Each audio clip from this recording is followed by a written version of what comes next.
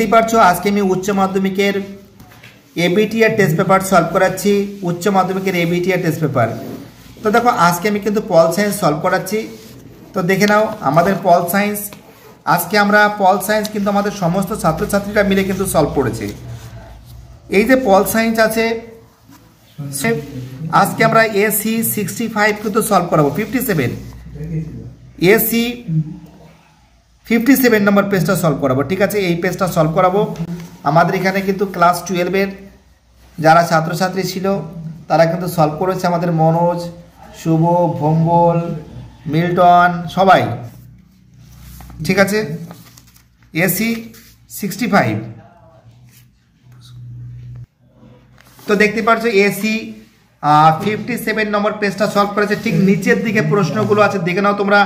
ঠান্ডা লড়াইয়ের উৎস খুঁজে পাওয়া যায়। তো দেখো বিয়ের আসবে দ্বিতীয় বিশ্বযুদ্ধের মার্কিন সোভিয়েত বিরোধের মধ্যে।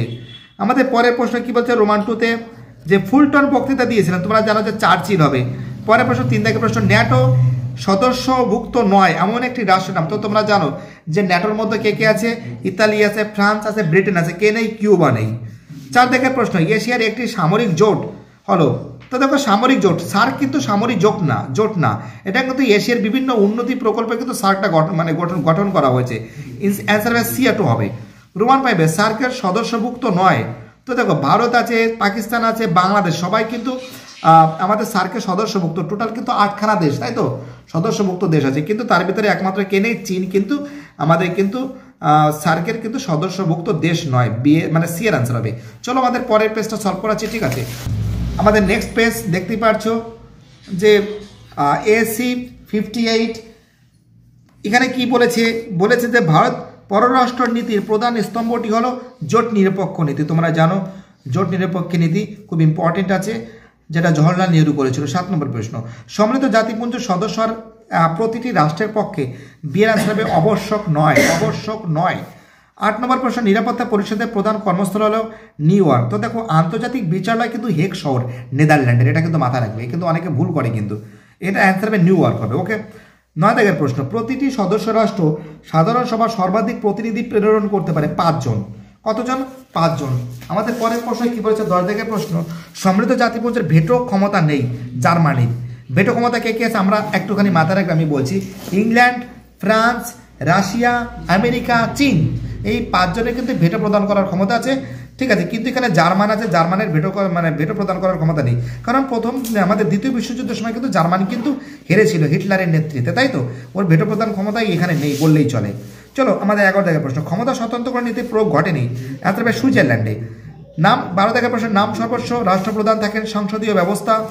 13 দাগের প্রশ্ন, উদারনৈতিক গণতন্ত্রে আমলারা দায়িত্বশীল থাকেন আইনসভার কাছে। আমাদের 14 দাগের প্রশ্ন, সংবিধানের চূড়ান্ত ব্যাখ্যাকর্তা হিসাবে আইনসভা কাজ করে ব্রিটিশ যুক্তরাষ্ট্র।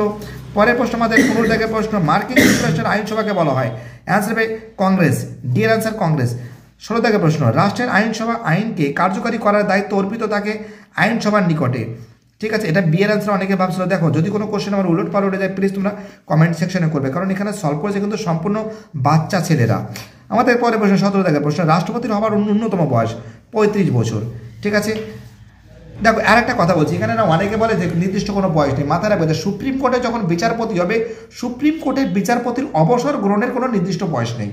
ঠিক আছে, কি বলছি বুঝতে পারছি, একটু মাথায় রাখবে। আর হাইকোর্টের কত 62 বছর মনে হয় ছিল ন্যূনতম বয়স, এগুলো একটু বলে রাখছি কারণ তোমাদের অনেকটা কাজে লেগে যাবে। 18 দাগের প্রশ্ন, জাতীয় জরুরি অবস্থা লোকসভার কার্যকালের মেয়াদ বাড়ানোর যায়। তো দেখো অ্যান্সার হবে কিন্তু অনির্দিষ্টকাল। কত হবে? অনির্দিষ্টকাল। ঠিক আছে, অনির্দিষ্টকাল হবে। পরের প্রশ্ন আমাদের 19 দাগের প্রশ্ন, লোকসভা কোরাম হয় মোট সদস্যের 1/3 উপস্থিতিতে হবে।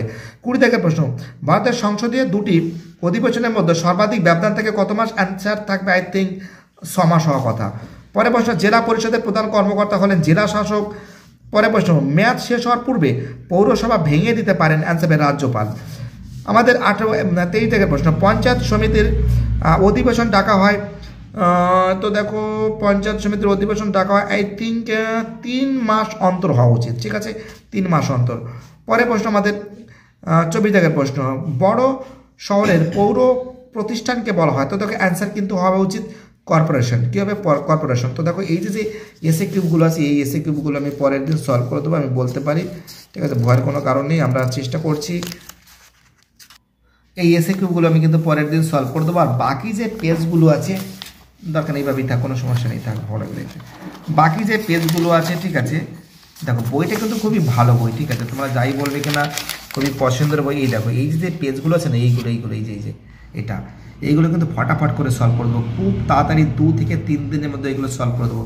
আর আমাদের বাকি যে সাবজেক্টগুলো আছে এই সাবজেক্টগুলো আমাদের ছাত্রছাত্রীরা কিন্তু সব সলভ করে দিয়েছে, বুঝতে পারছি। এখানে কোনো স্যাররা সলভ করেনি, ওরাই মোটামুটি চেষ্টা করে সলভ করছে। আমাদের বাংলা সব হয়ে গেছে, আমাদের ইতিহাস সব হয়ে গেছে, আমাদের ইভিএস সলভ হয়ে গেছে, ঠিক আছে।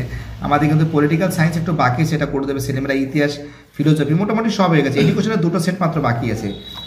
বায়োডাটা সবাই ভালো থাকবে।